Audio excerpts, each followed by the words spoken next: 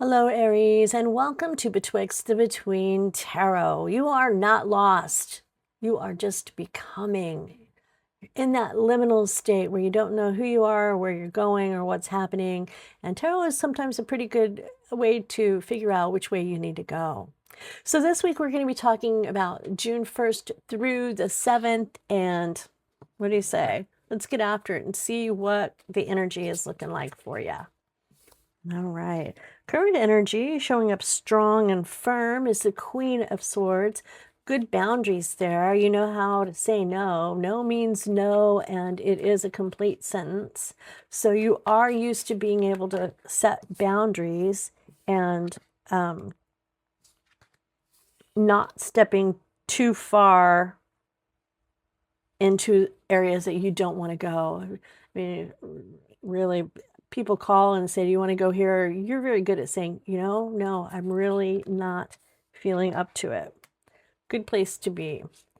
So, awesome. Here we are. Let's take a look and see what we've got going on for you. So, as I said, right now you are showing up as the Snow Queen, shall we say, the Ice Princess. Very firm, solid, honest, brutally honest, a little detached, but that's okay. This is an energy that is kind of protecting yourself. It's about intellect, and swords are about intellect and about conflict. And you can see that she's got the sword and she's ready to go to battle. So possibly maybe feeling a little defensive about something, but we'll take a look and see what we can find. In the past, it was a little apathy. I just don't care. Whatever, just bring out whatever. Who knows? It doesn't really matter. And also a feeling too that you just didn't care about your own self. Some time of maybe some depression, the wounded warrior syndrome, I guess. All the things that people threw at you stuck, and we kind of get in our heads, don't we? And we listen to that negative self-talk sometimes, and we replay conversations. Well, I should have said that. I should have said that. And through all of this, you have learned to be a little bit more solid in your boundaries and speaking up for yourself when you need to. That's growth. That's something to be proud of. You have come from that, and you are actually using your voice again and telling the truth and being fair about it, but just saying, no, I'm not doing that. That is not who I am or who I want to be or the people I want to be around. You're just being honest about it. And there's nothing wrong with that when you've come from not caring and feeling so low about who you are to be this strong and bold. Amen. That's fabulous growth. There's coming up in the future is a little bit of competition coming on. There could be some jealousy or maybe some backbiting going on, but with this energy that you hold in the center here in your current energy, I don't think that's going to prove to be much of a problem for you. You are going to nip it in the bud. You're going to put an end to it before it gets too out of hand. The King of Swords here is somebody who thinks very strategically, obviously. Look at that. He's got the game board out.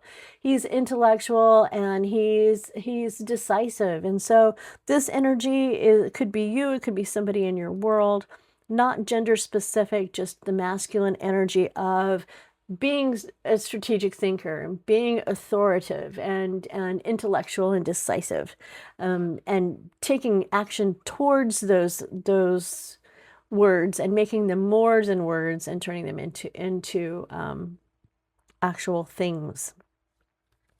Okay, let's take a look and build on this row and see where it leads us. Balance and the Temperance card is what's come up next. This Temperance card is about patience and healing. So I can completely see the healing that you have done from going from I don't care to I'm not worth it. And now you've taken the time and been able to heal and find some balance and some self-control. So instead of reacting, you're now taking the time and responding instead of lashing out. You take the time to think about it before you say the words, which is something that the Queen of Swords would do. She's just going to be honest and tell you the truth, but she's going to be fair about it. And so you have found that balance of self-control for you. There's also been a bit of an ending there. It was painful. Definitely a painful time for you. Look at all the bloody footprints leading to where you are and to the blood in your back. So there has been a really hard time for you, and you've managed to find your way into a bit of a more peaceful situation. Let's see. And it's been hard work. You've really had to work on this. It's not something you can recover from in a day. You've spent the time and you have managed to overcome and move forward.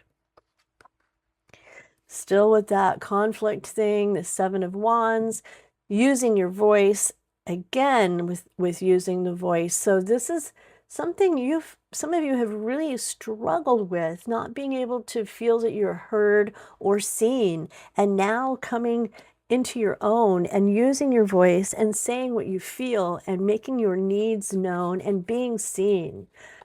Being invisible is a miserable place to be.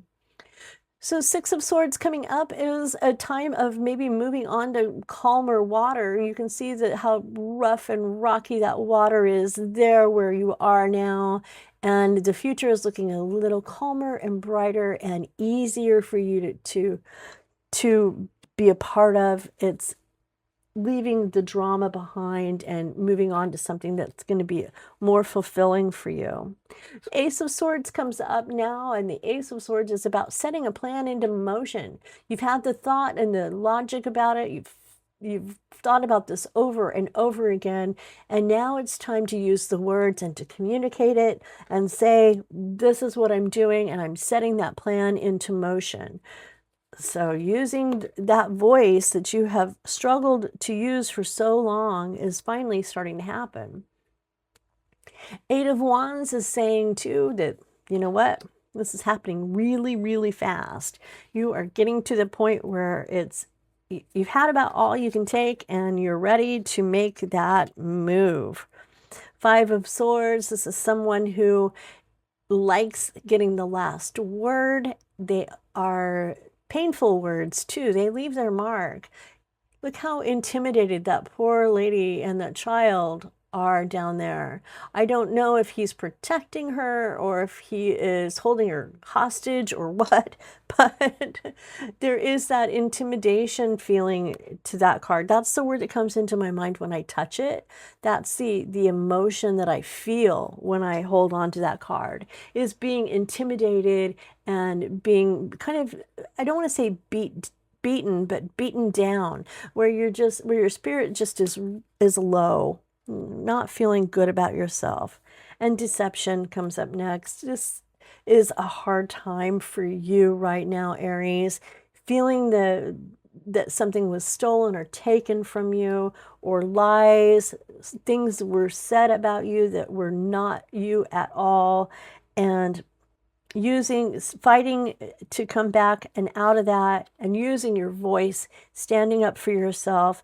It's not been an easy time for you. You have had to discover parts of you that were better left somewhere else. You were more passive and not into the aggressive side of having to stand up and say, this is what I need or what I feel. And it's been pretty hard. Energy on the bottom of the deck for this little round right here is being anxious, not being able to sleep, very troubled at this point, and I hope that eases up for you.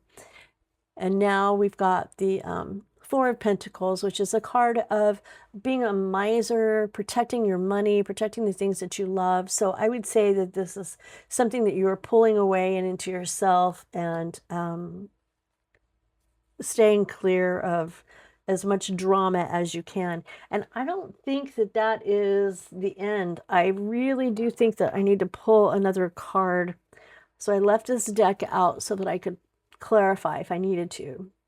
Spirit, will you clarify for Aries this Four of Pentacles? Okay, and that is the High Priestess. Using your intuition and moving forward, and being very cautious about who is a part of your life and who you are allowing in. Pay attention to those signs that when your gut starts to flutter, pay attention to that, because that is an important sign from spirit.